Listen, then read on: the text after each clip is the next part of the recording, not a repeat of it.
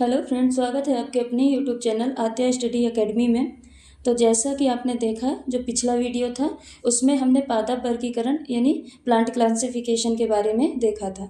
आज हम देखेंगे जंतु जगत का वर्गीकरण यानी एनिमल क्लासिफिकेशन के बारे में आज हम देखेंगे। तो चलिए स्टार्ट करते हैं आज का सेशन और देखते हैं जो जंतु जगत वर्गीकरण है ये दो आधार पे बांटा गया था।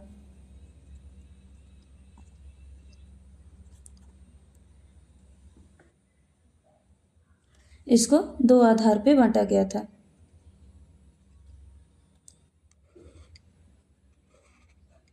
पहला है प्रोटोजोआ, दूसरा है मेटाजोआ। जो प्रोटोजोआ है ये जीव द्रव्य स्तर के, इसमें जो भी जीव आते थे उसमें जीव द्रव्य स्तर का अंग संगठन पाया जाता था। जीव द्रव्य स्तर का संगठन होता है। और मेटाजोआ में जो जीव आते हैं उनमें ऊतक स्तर का संगठन पाया जाता है। ऊतक स्तर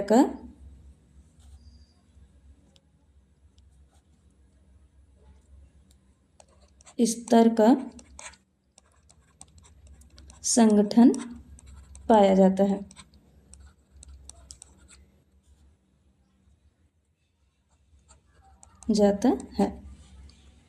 देखते हैं पहले संघ को। प्रोटोजोआ पृथ्वी की उत्पत्ति के समय सबसे पहले पाए जाने वाले जीव माने जाते हैं। तो ये सबसे पहले पाए जाने वाले जीव माने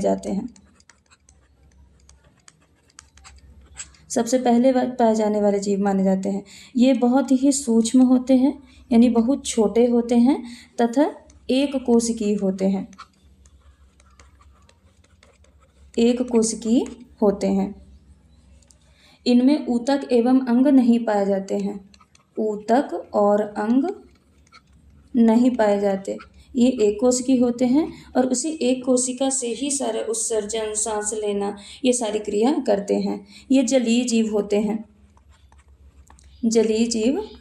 हैं। इनमें सांस लेने के लिए और उत्सर्जन के लिए कोई अलग से अंग नहीं पाया जाता है। ये सतह के द्वारा विसरण प्रक्रिया के द्वारा श्वसन करते हैं और उत्सर्जन करते हैं। प्रोटोजोआ के उदाहरण हैं अमीबा,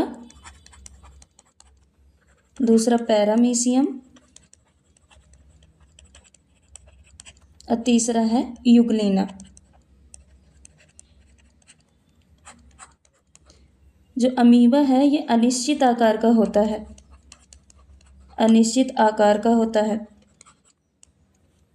पैरामीशियम भी अनिश्चित आकार का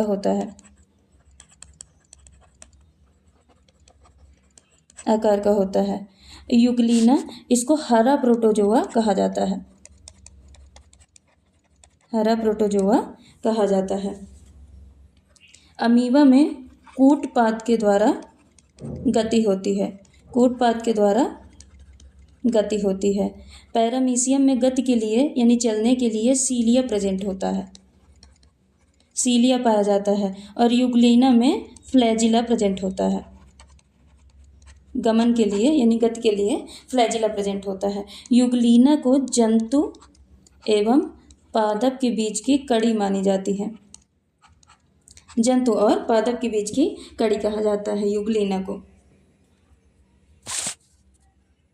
अगला संघ है पोरीफेरा ऐसे जीव होते हैं जिसमें छोटे छोटे छिद्र पाए जाते हैं, पोर पाए जाते हैं। छोटे छोटे पोर या फिर छिद्र पाए जाते हैं। अब ये इनमें कोशिकीय स्तर का संगठन होता है। कोशिकीय स्तर का संगठन होता है। जो प्रोटोजोआ होते थे उसमें जीव द्रव्य स्तर यानी प्रोटोप्लाज्म प्रेजेंट होता था। ये इनमें कोशिकीय स्तर का संगठन होता है। ये अधिकतर जलीय जीव होते हैं।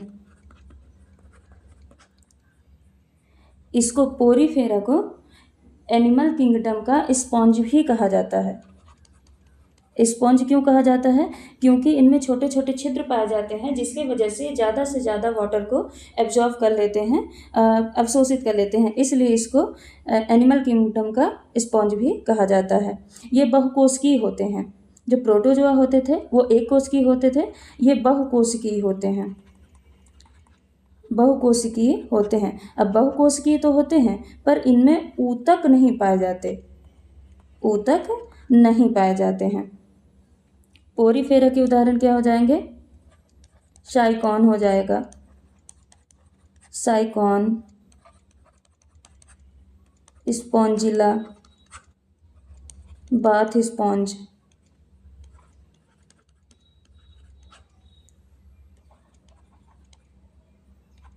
हाइलोनेमा, ये सारे पोरीफेरा के उदाहरण कहे जाते हैं। अगला संघ है सीलेंट्रेटा। तो ऐसे जीव जिनके मुंह से बाल निकले होते हैं, एक यानी एक जालनुमा संरचना जो बनाते हैं, जो जालनुमा संरचना बनाते हैं, वो किस में आते हैं? सीलेंट्रेटा या फिर निडेरिया में आते हैं। इनमें ऊतक स्तर पाया जाता है, ऊतक स्तर पाया जाता है, ऊतक स्तर संगठन इनमें पाया जाता है। इस प्रकार के जो जीव होते हैं वो केवल और केवल समुद्री भाग में पाए जाते हैं, समुद्री भाग में पाए जाते हैं। इनमें रक्त परिसंचरण अंग और सर्जन अंग नहीं पाए जाते। उत्सर्जन और सर्कुलेटरी ऑर्गन, सर्कुलेटरी ऑर्गन नहीं पाए जाते हैं। अब सीलेंट्रेटा के क्या क्या उदाहरण हो गए? हाइड्रा है, कोरल है यानी प्रवाल है, जेलीफिश है। पहला क्या हो गया? हाइड्रा। इसको अमरत्व भी कहा गया है। अमरत्व यानी ये अमर होता है। हाइड्रा में रक्त नहीं पाया जाता है, ब्लड नहीं पाया जाता है, फिर भी यह श्वसन करता है, फिर भी यह हाइड्रा श्वसन करता है। दूसरा एग्जाम्पल क्या हो गया? प्रवाल या कोरल। ये कैल्शियम कार्बोनेट का बना होता है।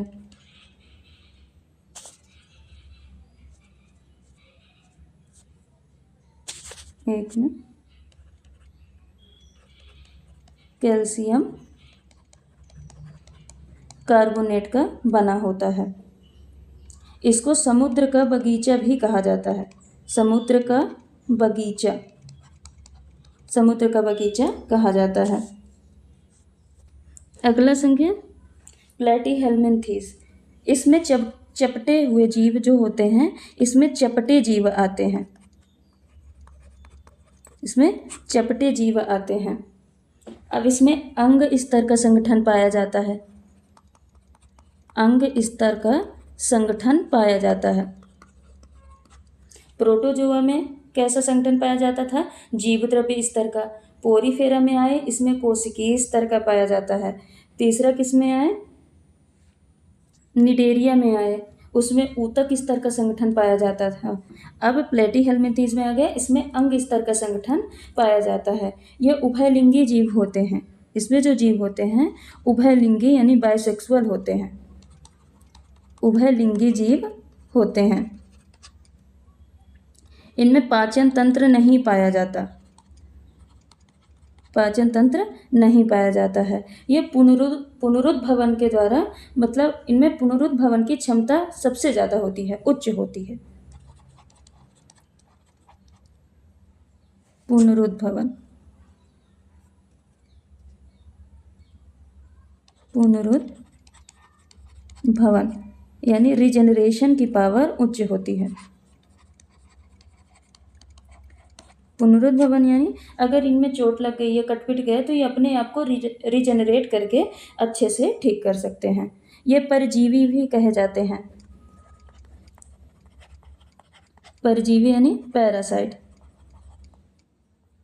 अब पैरासाइट क्यों कहे जाते हैं? क्योंकि यह मानव के यकृत में पाए जाते हैं, मानव के यकृत में पाए जाते हैं। इसके कुछ उदाहरण हो गए प्लैटीहेल्मिन्थेस के टीनिया, इसको फीता क्रीम भी यानी टेप वर्म भी कहा जाता है, फीता क्रीम टेप वर्म कहा जाता है। इसमें उत्सर्जन के लिए, टीनिया में उत्सर्जन के लिए ज्वाला कोशिकाएं पाई जाती हैं, ज्वाला कोशिकाएं पाई जाती हैं। दूसरा उदाहरण क्या हो जाएगा, प्लेनेरिया, इसमें जो प्रजनन होता है वो पुनरुद्भवन के द्वारा होता है।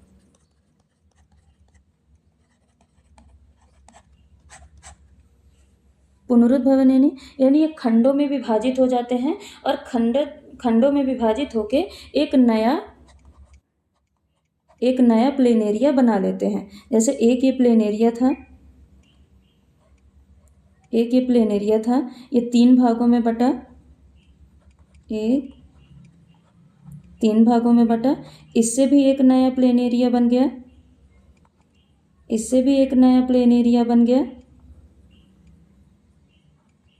और इससे भी एक नया प्लेनेरिया बन गया। तो इनमें प्रजनन पुनरुद्भवन के द्वारा होती है। तीसरा उदाहरण हो गया फेजिला, ये हमारे यकृत में पाए जाते हैं,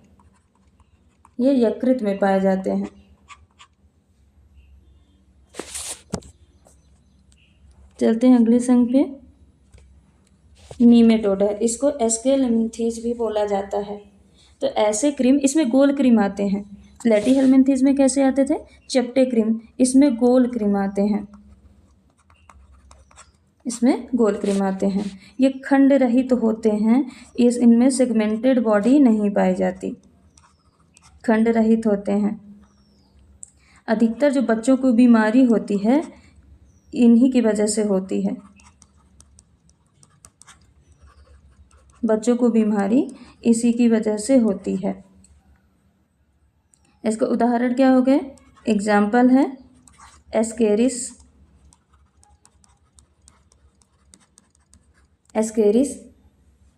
इसके वजह से इसके बीज बीमारी हो जाती है, दूसरा है बुसरेरिया ब्रेन क्राफ्टी, इसकी वजह से हाथी पाँव बीमारी हो जाती है, हाथी पाँव बीमारी।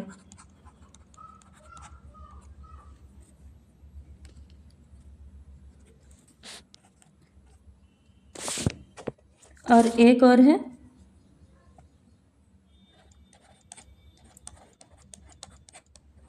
एंसाइलोस्टोमा,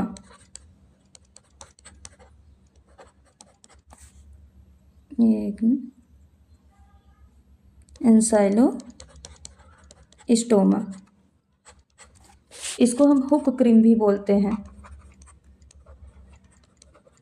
हुक क्रीम भी कहा जाता है। साथ ही इसको अंकुश क्रीम भी कहा जाता है,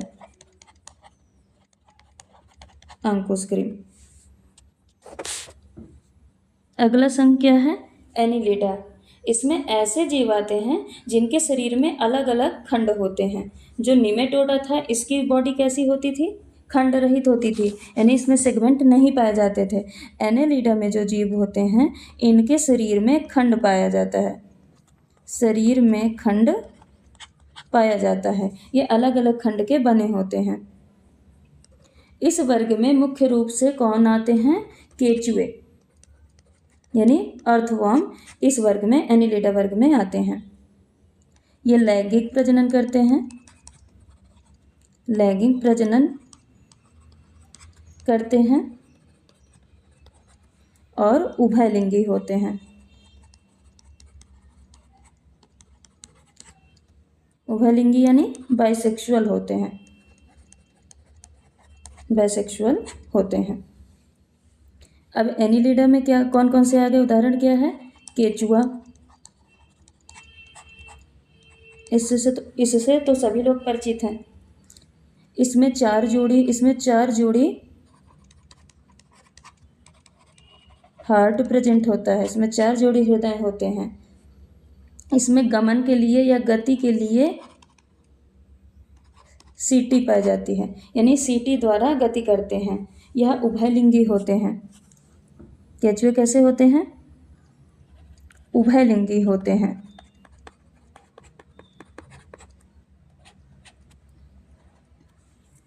इसको केंचुओं को किसान का मित्र कहा जाता है। किसान का मित्र कहा गया है। केंचुओं में उत्सर्जन के लिए नेफ्रीडिया पाया जाता है। उत्सर्जन के लिए नेफ्रीडिया, यानी ये नेफ्रीडिया के माध्यम से उत्सर्जन करते हैं। इनका जो रक्त होता है, ब्लड, वो उसमें कोई कलर नहीं होता, कलरलेस होता है। इनका ब्लड कलरलेस होता है। दूसरा उदाहरण क्या है? नेरिश। इसे सीपी क्रीम भी कहा जाता है। सीपी क्रीम कहा जाता है। तीसरा उदाहरण हो गया जोंक। लीच भी कहा जाता है इसको, लीच। इसको पिंपल थेरेपी में यूज किया जाता है। जो पिंपल थेरेपी है उसमें यूज किया जाता है। लीच को लगा के जो वहाँ पे इम्प्योर ब्लड होता है, यानी खराब जो रक्त होता है, उसको लीच से निकलवाते हैं, चुसवाते हैं। तो इसका उपयोग, जोंक या लीच का उपयोग पिंपल थेरेपी में किया जाता है। अगला संघ कौन सा हो गया? ऑर्थोपोडा। तो ऐसे जीव जिनके पैर आपस में जुड़े होते हैं। ऑर्थो यानी संयुक्त, पोडा यानी पैर। तो ऐसे जीव जिनमें संयुक्त पैर पाया जाता है। संयुक्त पैरों वाले जीव, यानी जिनके पैर आपस में जुड़े होते हैं। वो किस में आते हैं? ऑर्थोपोडा में आते हैं। इस समूह के जो प्राणी होते हैं उनका शरीर 3 भागों में बटा होता है। बॉडी 3 पार्ट में डिवाइड होती है। पहला क्या है? सिर, दूसरा मध्य भाग में, और तीसरा पैर। 3 भाग में बॉडी डिवाइड होती है। आर्थ्रोपोडा को दुनिया का सबसे बड़ा संघ कहा जाता है। ये दुनिया का सबसे बड़ा संघ कहा जाता है। सबसे बड़ा संघ होता है। इसमें जो जीव आते हैं आर्थ्रोपोडा में, ये परपोषी होते हैं, यानी हेटेरोट्रॉप्स होते हैं। हेटेरोट्रॉप्स होते हैं, भोजन के लिए दूसरों पे डिपेंड होते हैं। यह इनके जो आर्थ्रोपोडा के जीव हैं, ये हवा में, जमीन में एवं पानी में भी रह सकते हैं। जो कीट संवर्ग हैं, यानी जो इंसेक्ट हैं, इंसेक्ट इसी में आते हैं। इंसेक्ट हैं, ये आर्थ्रोपोडा में ही आते हैं। जो आर्थ्रोपोडा के जीव है, इनमें श्वसन ट्रेकिया के माध्यम से होता है। ट्रेकिया के माध्यम से होता है। आर्थ्रोपोडा के उदाहरण क्या क्या होगा? मकड़ी, संयुक्त पैर वाले। मकड़ी के 8 पैर होते हैं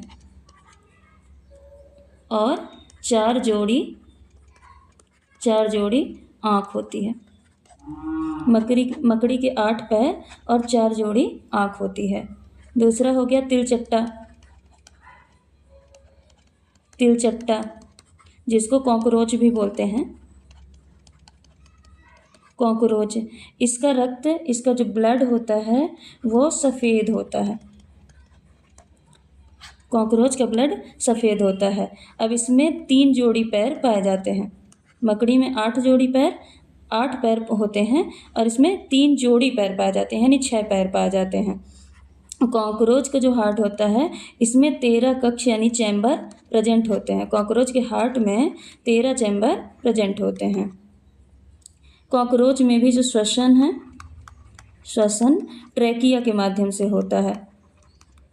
कॉकरोच में श्वसन ट्रैकिया के माध्यम से होता है। एक और महत्वपूर्ण एग्जाम्पल ही है, क्या है, बिच्छू। ये सबसे कॉमन है, सारे कॉमन हैं, कॉकरोच और मकड़ी भी और बिच्छू भी। ये बुक लंग्स में पाए जाते हैं। इसके बच्चे जन्म के बाद अपनी माता को ही खा जाते हैं। और बिच्छू में कितने पैर होते हैं? इसमें 4 जोड़ी पैर पाए जाते हैं, 4 जोड़ी पैर पाए जाते हैं, यानी इसमें भी 8 पैर पाए जाते हैं।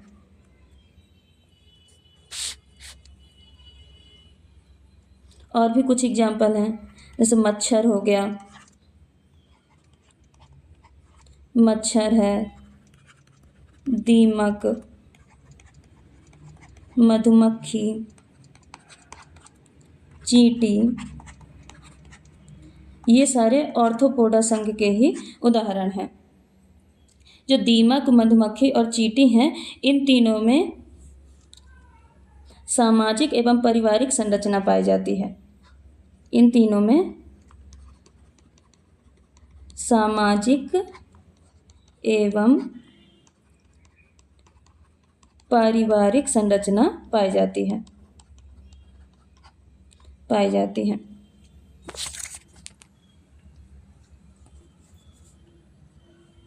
अगला संघ क्या है? मोलस्का। ऐसे जीव जिनका शरीर बहुत अधिक मुलायम होता है। इसमें जो जीव आते हैं इनका शरीर मुलायम होता है, बहुत अधिक मुलायम होता है, और इनके शरीर पर एक विशेष प्रकार की कवच पाई जाती है। और यह कवच किसकी बनी होती है? कैल्शियम कार्बोनेट की, यानी CaCO3 की, कैल्शियम कार्बोनेट की ये कवच बनी होती है। ये जीव जो होते हैं ये रंगहीन होते हैं और इनमें श्वसन गिल्स या फिर टीनिया के माध्यम से होता है। गिल्स या फिर टीनिडिया के माध्यम से होता है। ये दूसरा सबसे बड़ा संघ, पहला सबसे बड़ा संघ कौन सा था? आर्थ्रोपोडा। ये दूसरा सबसे बड़ा संघ माना जाता है, दूसरा सबसे बड़ा संघ माना जाता है, सबसे बड़ा संघ माना जाता है।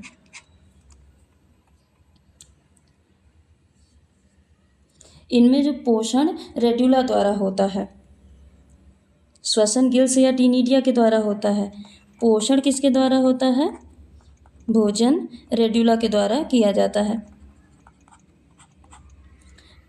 जो उत्सर्जन अंग है मोलस्का के, उत्सर्जन अंग का नाम क्या है?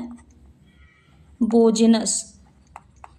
यानी मोलस्का के जो जीव हैं उनमें उत्सर्जन बोजिनस अंग के द्वारा होता है। अब मोलस्का के कुछ उदाहरण देख लेते हैं। पहला हो गया ऑक्टोपस,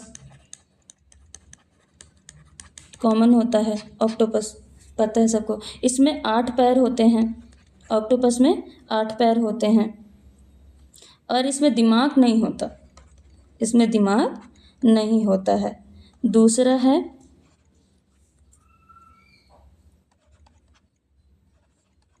एप्लीसिया,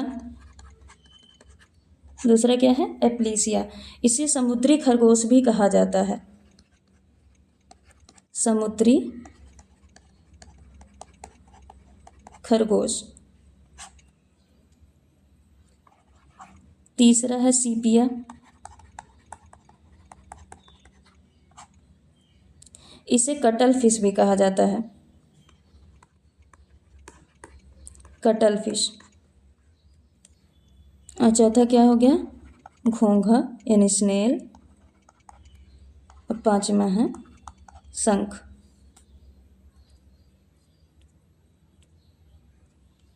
क्या हो गया? शंख। तो ये ऑक्टोपस, एप्लीसिया, सीपिया, घोंघा और शंख, ये किसके उदाहरण हैं? ये मोलस्क का शंख के उदाहरण हैं। अगला जो शंख है उसका नाम है इकाइनोडर्मेटा।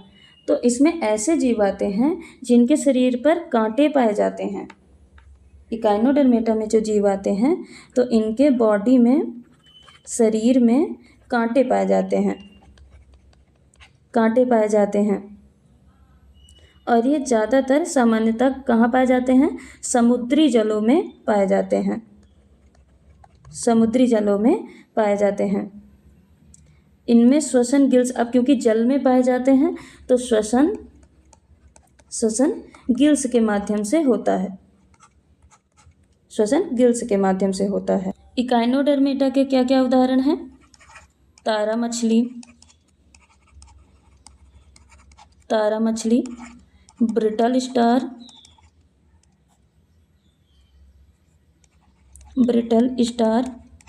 तारा मछली को एस्टीरियस भी कहा जाता है और ब्रिटल स्टार को ऑफियोरा कहा जाता है। तीसरा है समुद्री आर्चिन,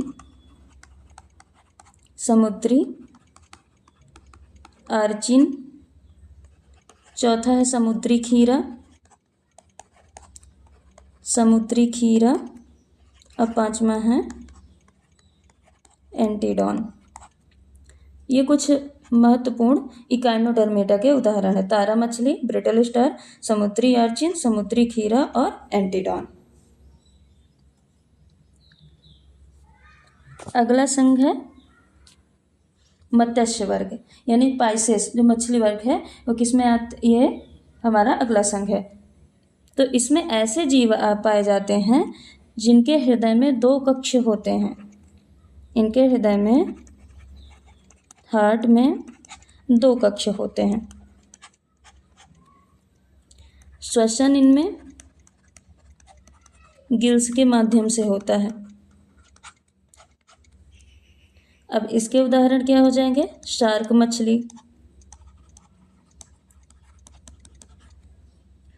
मछली, इसको डॉग फिश भी कहा जाता है। डॉग फिश इसको कहा जाता है। शार्क मछली में हड्डियां नहीं पाई जाती हैं, बोन नहीं पाए जाते शार्क मछली में। दूसरा उदाहरण है घोड़ा मछली, जिसको सी हॉर्स भी कहा जाता है। घोड़ा मछली, इसको हिप्पोकैम्पस या समुद्री घोड़ा या दरियाई घोड़ा भी कहा जाता है। हिप्पोकैम्पस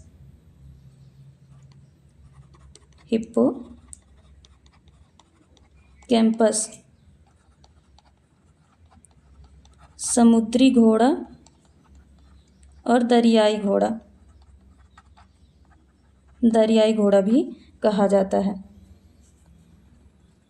ये जो घोड़ा मछली है ये दुनिया का एकमात्र ऐसा प्राणी है जिसमें भ्रूण का विकास नर के भ्रूणकोश में होता है। वैसे भ्रूण का विकास कहाँ होता है? मादा के भ्रूणकोश में होता है, पर इसमें भ्रूण का विकास नर के भ्रूणकोश में होता है, भ्रूणकोश में होता है। तीसरा उदाहरण है पत्थर मछली।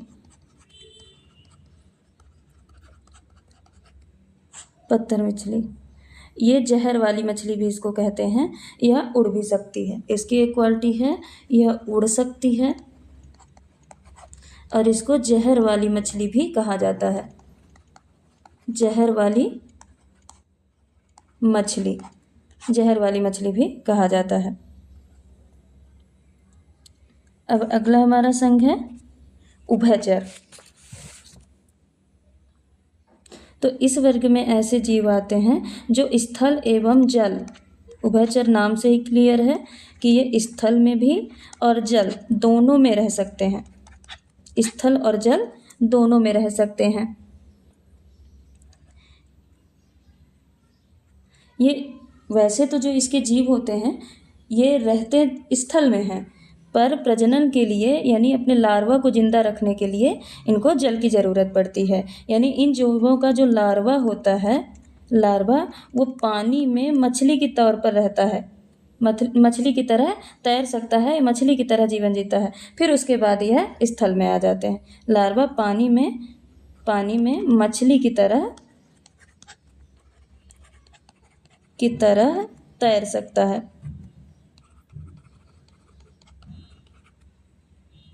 ये शीत रुधिर वाले यानी कोल्ड ब्लडेड होते हैं। शीत रुधिर वाले जीव होते हैं।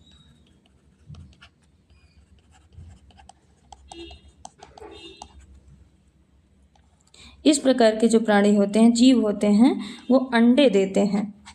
क्या देते हैं? अंडे देते हैं। अब उभयचर के कुछ उदाहरण हैं। क्या? मेढक,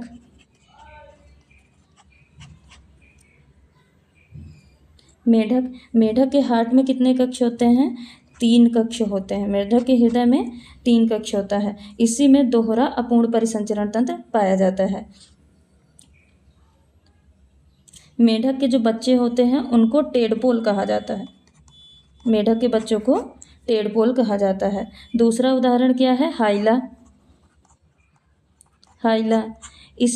इसको सामान्यतः वृद्ध मेढक या बूढ़ा मेढक कहा जाता है। इसको वृद्ध मेढक कहा जाता है। क्या कहा जाता है? वृद्ध मेढक। तो आज के लिए बस इतना ही। इसके आगे के कुछ संघ जैसे सरीसृप वर्ग हो गया है, पक्षी वर्ग हो गया, इनको हम आगे देखेंगे। स्तनधारी, सरीसृप, पक्षी वर्ग और स्तनधारी, इनको हम आगे की क्लास में देखेंगे। अगर आपको ये वीडियो पसंद आया है तो लाइक करें, शेयर करें, सब्सक्राइब करें और नोटिफिकेशन के लिए बेल आइकन को प्रेस करना न भूलें। धन्यवाद।